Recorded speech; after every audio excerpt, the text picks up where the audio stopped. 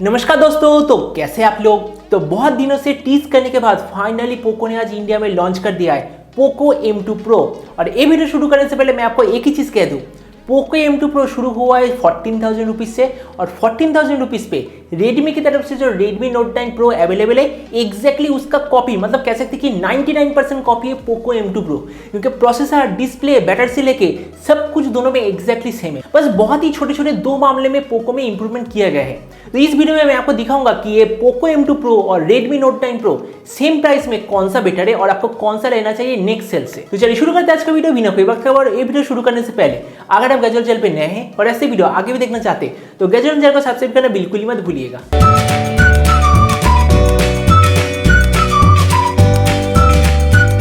तो Poco M2 Pro और Redmi Note 9 Pro दोनों स्मार्टफोन का जो वेट वो है 209 ग्राम। दोनों स्मार्टफोन का जो थिकनेस वो भी एग्जैक्टली सेम है।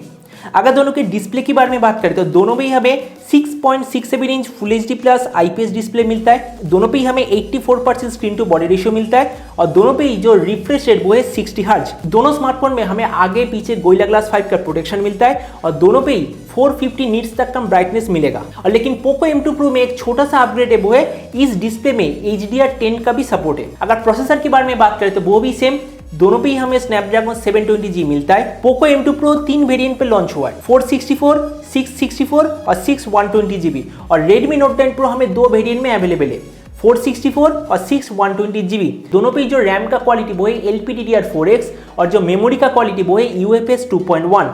अगर कैमरे के बारे में बात करें तो यहाँ पर भी दोनों एग्जैक्ट सेम। दोनों ही स्मार्टफोन में हमें मिलता है 48, 8, 5 और 2 मेगापिक्सल का बैक कैमरा और 16 मेगापिक्सल का फ्रंट कैमरा। अगर बैटरी के बारे में बात करते हैं यहाँ पर थोड़ा सा डिफरेंस है। पोको पे हमें मिलता है 5000 mAh battery with 33 watt fast charge, लेकिन Redmi Note 9 Pro में हमें मिलता है 5020 mAh battery with 18 watt fast charge. अगर दोनों स्मार्टफोन के कनेक्टिविटी के बारे में बात करें तो दोनों पे ही हमें 3.5 mm जैक मिलता है, USB Type-C मिलता है और दोनों पे ही जो फिंगरप्रिंट सेंसर वो दरअसल है साइड फिंगरप्रिंट सेंसर। और अगर हम दोनों के प्राइस के बारे में बात करें तो पोको M2 Pro का 4GB 64GB वेरिएंट का स्टार्टिंग प्राइस है 14,000 रुपीज़, 664 का प्राइस है 15,000 रुपीज़ और 6/128 का प्राइस है 17,000 रुपीज़। और Redmi Note 9 Pro का 464 का प्राइस है 14,000 रुपीज़ और 6/120GB का प्राइस है 17,000 रुपीज़। तो आप देख ही सकते हैं पोको M2 Pro और Redmi Note 9 Pro दोनों एग्जैक्ट एक दूसरे का कॉपी है, लेकिन सेम प्राइस में अगर हम पोको के साथ जाते तो हमें दो छोटा छोटे इंप्रूवमेंट मिलता है। पहला, इसमें 33 वाट फास्ट चार्ज है, लेकिन Redmi पे हमें मिला था 18 वाट का फास्ट चार्ज। और अगर हम पोको के साथ जाते तो पोको का डिस्प्ले HDR10 सर्टिफाइड, लेकिन Redmi में हमें HDR10 सपोर्ट मिलता है कि नहीं इसके बारे में कोई इन्फॉर्मेशन नहीं है।